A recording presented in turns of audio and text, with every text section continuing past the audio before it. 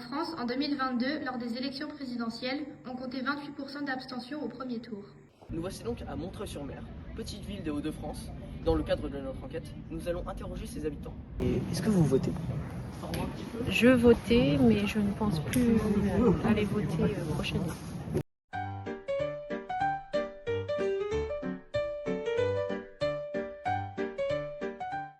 Le vote peut donc être considéré comme un acte collectif selon deux modèles. Le modèle de Columbia qui met en lumière le rôle des variables lourdes sur le vote. En effet, Lazarsfeld nous dit que les caractéristiques sociales déterminent les préférences politiques. À partir de trois propriétés sociales, qui sont le lieu d'habitation, le statut socio-économique et la religion, on construit un indice de prédisposition politique qui montre qu'on a souvent affaire à un vote de classe ou un vote religieux. Avez-vous déjà changé de parti entre deux élections ou deux tours d'une même élection? Non. Non. J'ai toujours voté pour le même. Le modèle du Michigan, quant à lui, met en lumière le rôle de l'identification partisane, c'est-à-dire un attachement affectif et durable à une idéologie politique.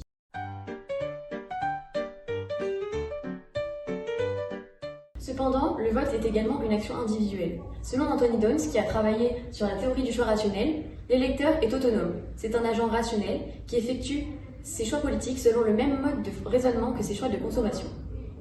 Avez-vous déjà changé de parti entre deux élections ou deux tours d'une même élection?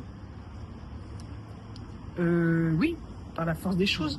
Parfois obligé, notamment quand on pense au Front républicain, parfois on est obligé de voter pour un parti qui n'est pas celui que vous aimez, mais pour faire le barrage à un autre parti, on change de parti.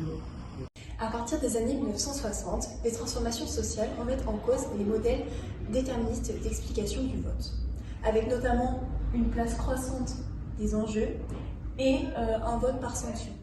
Cela nous amène à parler de la volatilité électorale. La volatilité électorale, c'est le changement de comportement électoral entre deux élections ou deux tours d'une même élection. Elle peut prendre plusieurs formes. L'intermittence du vote, c'est-à-dire le passage du vote à l'abstention, et inversement. En effet, certains électeurs participent de manière irrégulière aux élections.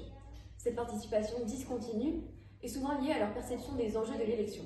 Ils votent lorsque l'élection leur semble importante ou susceptible de changer leur vie quotidienne. Est-ce que pour vous, les enjeux sont différents selon les élections? Pas la même chose, ça c'est sûr. Non. Du coup, vous n'apportez pas la même importance Ah bah non, si c'est présidentiel, c'est pas la même chose que municipal. Le changement des préférences électorales. Des électeurs peuvent alterner leur vote entre différentes familles politiques. Par exemple, passer d'un vote de droite à gauche. Cela peut s'expliquer par le déclin de l'identification politique qui engendre le brouillage de l'offre politique, la fin du clivage traditionnel droite-gauche. Cela renforce le rôle des facteurs conjonctuels, c'est-à-dire des éléments liés à un contexte précis d'une élection, au détriment des facteurs structurels qui sont des caractéristiques sociales profondes et durables.